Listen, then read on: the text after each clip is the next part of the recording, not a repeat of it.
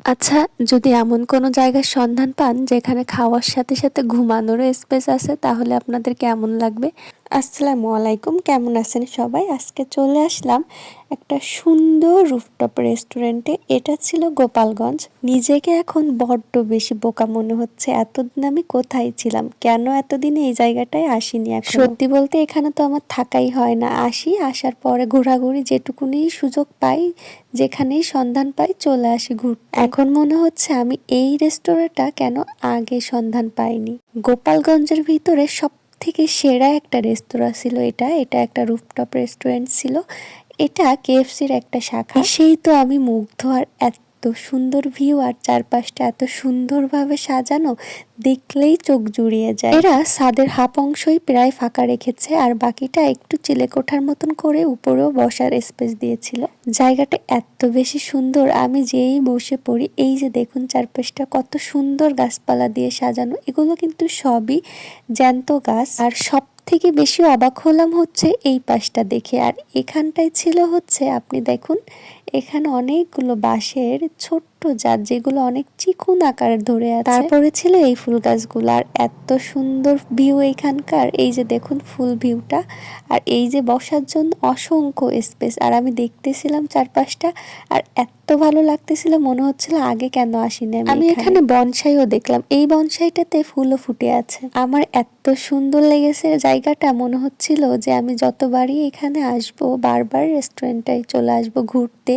আর যারা যারা এখনো দেখেনি তাদেরও নিয়ে আসবো এখানে ঘুরতে। বাইরেটা তো দেখেই ফেললেন, চলুন এবার ভেতরটা আপনাদের দেখাই। আপনারা চাইলে এখানে কোনো ম্যারেজ অ্যানিভার্সারি বা কোনো বিয়ের কোনো প্রোগ্রামও করতে পারবেন। 100+ মানুষের এখানে বসার জায়গা আছে। আপনারা চাইলে ছোটখাটো প্রোগ্রামগুলো এখানে অ্যারেঞ্জ করতে পারেন। যে কোনো পার্টি বা যে কোনো অনুষ্ঠানের জন্য পারফেক্ট একটা জায়গা। সত্যি বলতে গোপালগঞ্জের ভিতরে এত সুন্দর একটা রুফটপ রেস্টুরেন্ট আছে আমি নিজেই জানতাম না। আর আজকে যখন আসি তখন আমার খুব বেশি ভালো লাগে। আর এই যে দেখুন চেরিগুলো এত সুন্দর করে সাজানো, এই চারপাশটা মনে হচ্ছিল সবগুলো নিয়ে বাড়ি চলে যাই।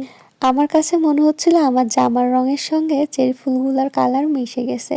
আর এই যে দেখুন উপরের ভিউটা, এগুলা কিন্তু রাতের বেলায় আরো বেশি সুন্দর হয়ে ওঠে। আমি যেহেতু দিনের বেলায় গিয়েছিলাম, সো আমি আপনাদের দিনের ভিউটাই দেখাই। অন্য কোনো একদিন না হয় এসে রাতের ভিউটাও আপনাদের সাথে শেয়ার করব।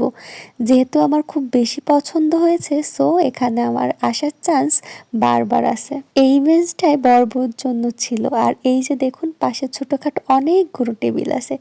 এবার খাওয়া দাওয়ার পালা। ঘোরাঘুরি করে কিছুটা ক্লান্ত, এবার তো কিছু একটা খেয়ে নেওয়া যাক।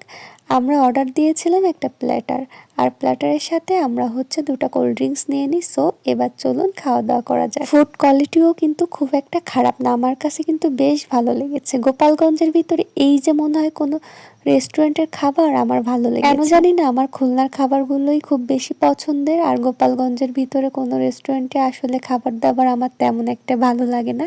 কিন্তু এইখানকার খাবারটা এত বেশি মজা ছিল, আমার কাছে কিন্তু ওভারঅল সব কিছু মিলিয়ে একটা পারফেক্ট জায়গা মনে হয়েছে। আপনার প্রিয়জনের সাথে কাটানোর জন্য সব থেকে সুন্দর একটি জায়গা হবে। এই যে দেখুন আমি এবার পাখির খাঁচার ভিতরে ঢুকে যাচ্ছি। এই যে পাখির খাঁচার ভিতরে মুরগির বাচ্চা বসে আছে, এটা ছিল আমার কথা। আসলে প্রত্যেকটা সেক্টর এত সুন্দরভাবে এত নিপুণভাবে সাজানো গোছানো, দেখলেই মনে হবে এখানে সারাটা দিন থেকে যায়।